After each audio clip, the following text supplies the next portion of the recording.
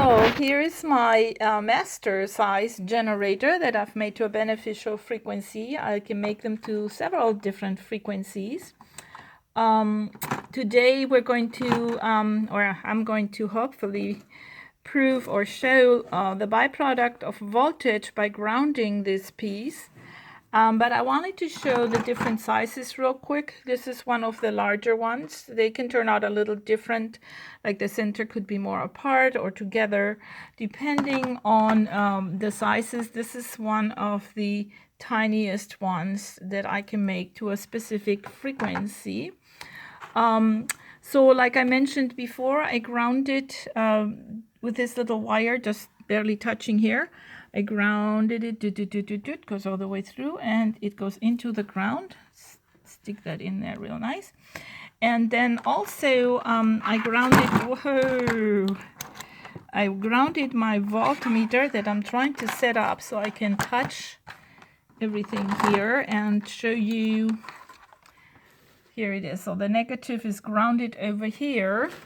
And I'm gonna have to turn this on. I'm sorry about that, folks. Okay, and so, whoa, now I can tape and see how when I touch here, you can see a byproduct of voltage. Oh, I ought to turn my hand around. There is no battery or anything weird back here. I'm just barely touching. Whoa, this fell down. Well, I can still touch it. So, yeah, it fluctuates, it seems. So, oh, it's shortening itself out probably because it's touching the dirt.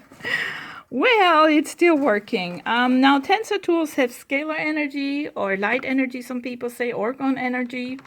I like to include them in my bubbles, but I also have them throughout the house. I put gemstones in them, in the center or around them.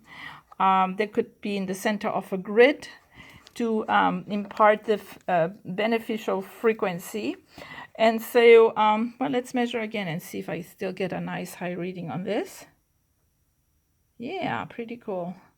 So it kind of transmutes the energy. I had it down. Someone says it can go a beneficial frequency can go out several miles.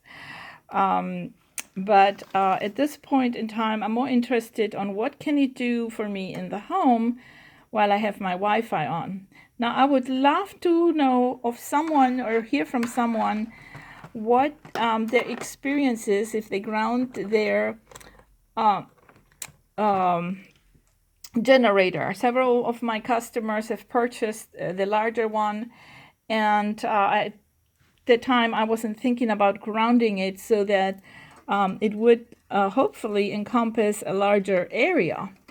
And this is the reason that I'm doing this video. Is like if you folks have gotten your hands on a generator like this one and would ground it, would you be able to tell me how far-reaching the protection that you feel is? Because I know I've experienced the protection from them when I went towards a tower myself, but I can't tell in the room. And perhaps it's because I have so many tensor tools in the room right now that, let's see. Okay, so it really fluctuates considerably, you know, but I can't tell how far-reaching the protection is. I'm just glad to have them, and I think I'm going to go around grounding all my tensor tools that are just sitting around.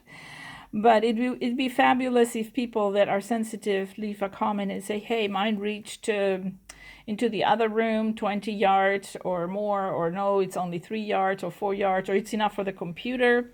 By the way, they get activated not only by dirty electricity or Wi-Fi like I have in the house right now, but also with batteries. So if you have a 9-volt battery and you want to hook it up, that would be just as well, because it does activate and the frequency of the generator comes through.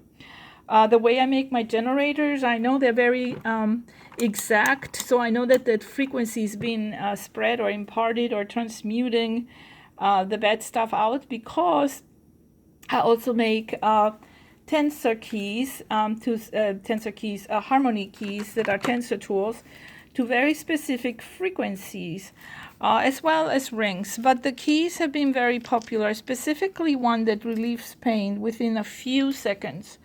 So this set, I'm pretty happy with my work. I hope you enjoyed this, and consider protecting yourself and transmuting energy in your homes. Have a blessed day.